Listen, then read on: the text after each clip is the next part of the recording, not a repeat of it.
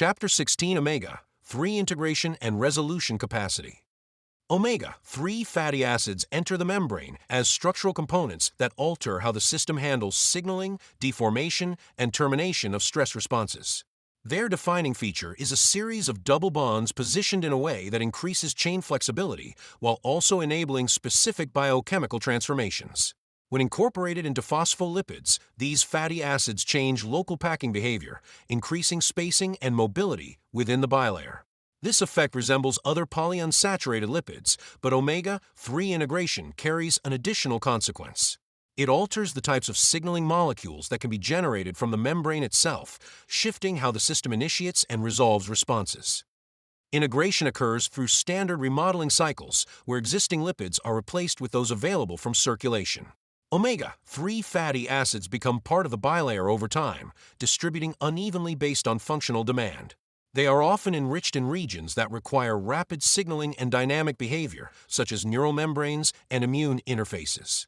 Their presence in these areas reflects a requirement for both responsiveness and controlled termination of activity, rather than structural reinforcement alone.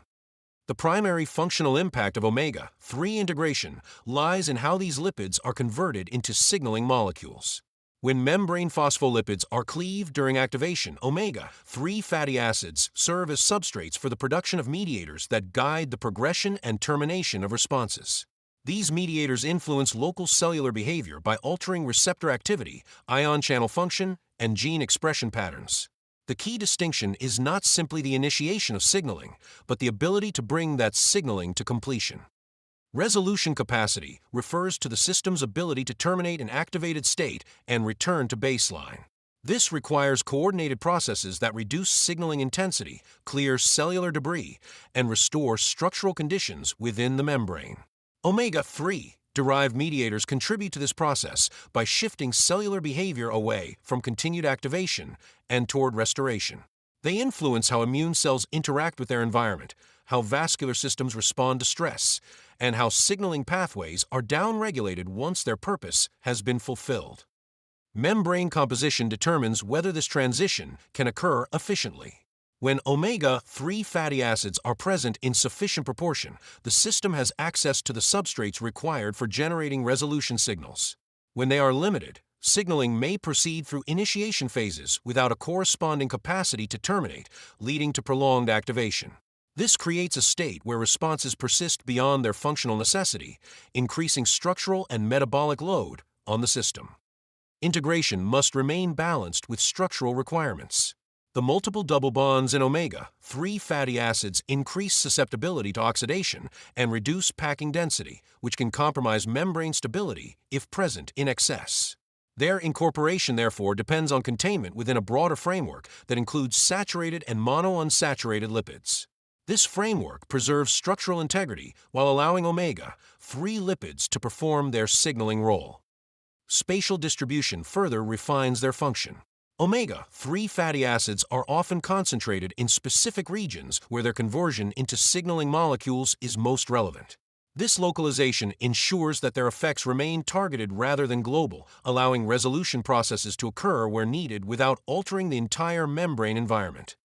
Energy and repair systems support this integration by maintaining turnover and replacing oxidized components. Efficient mitochondrial function provides the energy required for these processes, ensuring that omega-3 containing membranes can be maintained without accumulating damage.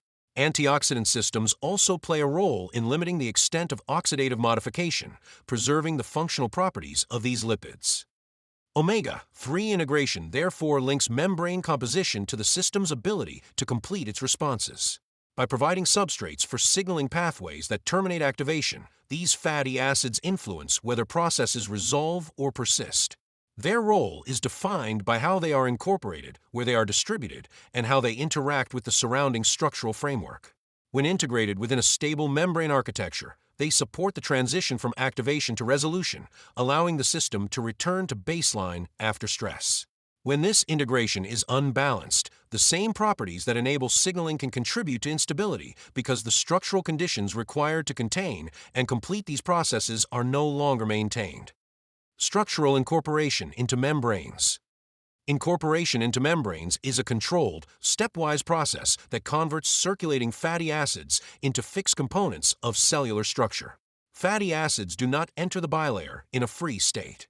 They are first activated within the cell, bound to carrier molecules, and directed into phospholipid synthesis pathways that determine how they will be positioned within the membrane. This assembly process selects which fatty acids occupy specific positions on the phospholipid backbone, shaping how each molecule behaves once inserted into the bilayer. Insertion into the membrane follows synthesis. Newly formed phospholipids are delivered to existing membranes and integrated into the bilayer, where they replace older or damaged components. This replacement is not uniform across the membrane. Regions with higher activity or greater stress undergo faster turnover, leading to localized differences in composition. Over time, these differences create functional variation within the membrane, aligning structure with demand.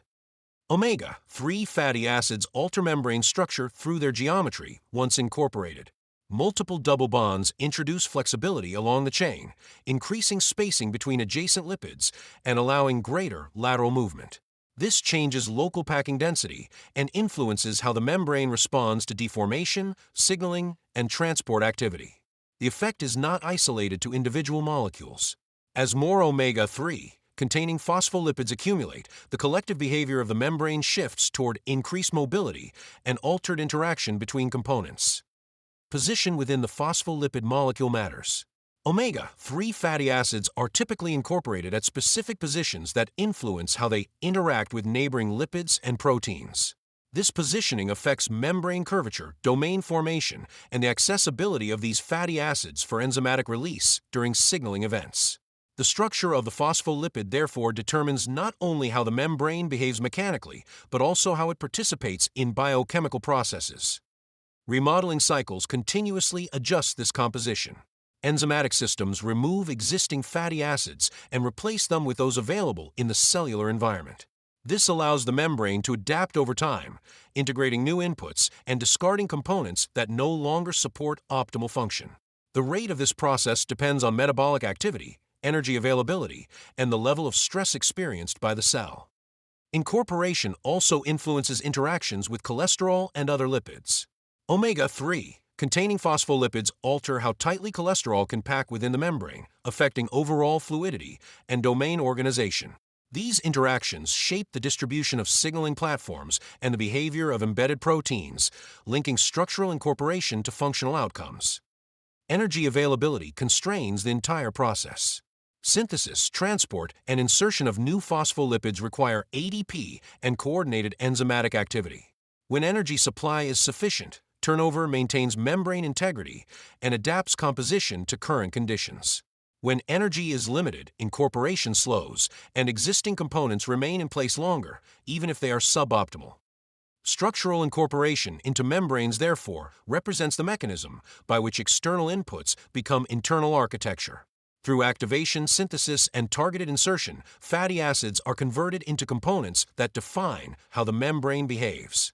Omega-3 fatty acids influence this behavior by altering packing, mobility, and interaction within the bilayer, embedding their effects into the structure over time, rather than acting as transient modifiers of function. Precursor role for resolving mediators.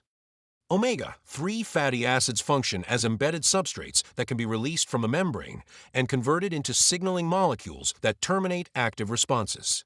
Their role begins only after they are structurally incorporated into phospholipids. In this state, they are not circulating inputs.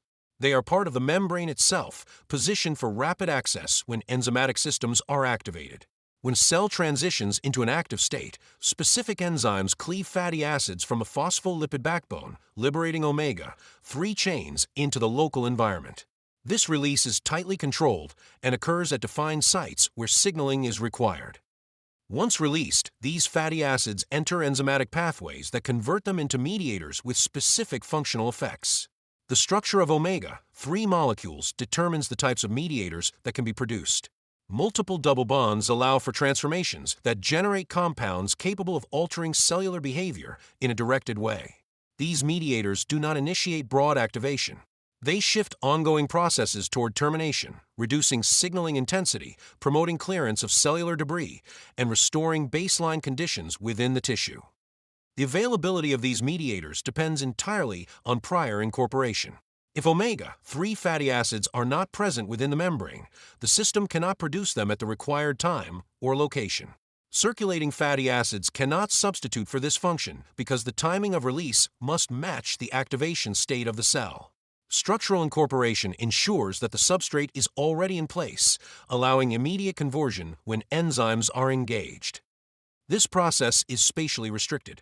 Release and conversion occur within localized regions of the membrane, often within defined microdomains where signaling activity is concentrated. This localization prevents widespread effects and ensures that resolution occurs where activation has taken place. The membrane therefore acts as both a storage site and a control surface, determining where and when these mediators are generated. Competition between substrates influences which mediators are produced. Omega-6 and omega-3 fatty acids can both be released and processed by similar enzymatic systems, but they lead to different downstream effects. The relative proportion of these substrates within the membrane determines which pathway dominates at the moment of activation. This balance is not decided at the time of signaling. It is established through prior remodeling of membrane composition. Termination of signaling requires more than a reduction in initial stimuli. It requires active processes that reverse the structural and biochemical changes associated with activation. Omega-3 derived mediators contribute to this by altering cellular interactions, reducing continued recruitment of signaling components, and supporting restoration of membrane conditions. These processes depend on coordinated activity across multiple cell types, but they originate from the availability of appropriate substrates within the membrane. Turnover and repair systems maintain this capacity. As omega-3 containing lipids are used and removed, they must be replaced through remodeling cycles to preserve the ability to generate resolving mediators in future events. This creates a continuous dependency between membrane composition and functional capability. The precursor role of omega-3 fatty acids therefore connects structure to the completion of biological responses. By existing within the membrane as accessible substrates, they enable the system to generate signals that bring activity to an end. When this capacity is present, responses proceed through initiation and resolution in sequence. When it is absent or reduced, activation can persist without an effective mechanism for termination because the structural components required to produce resolving signals are not available at the point where they are needed. Time-dependent remodeling effects. Membrane composition does not shift in response to a single input. It changes through continuous cycles of removal and replacement that operate over defined time scales. Each cycle extracts existing fatty acids from phospholipids and inserts new ones based on availability, energy status, and local demand. This process distributes change gradually across the membrane, altering structure in increments rather than discrete transitions. The functional state of the membrane at any moment reflects the cumulative result of these cycles, not the most recent input. Turnover rates vary across tissues and compartments, creating different timelines for remodeling. Membranes exposed to high signaling activity or mechanical stress replace components more rapidly, allowing composition to adjust within shorter periods. More stable regions change more slowly, preserving existing structure over longer durations. This variation means that different parts of the system can exist at different stages of adaptation simultaneously, each reflecting its own balance between input and demand.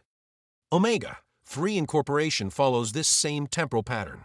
As these fatty acids become available, they are inserted into membranes through repeated cycles, gradually increasing their proportion within specific regions.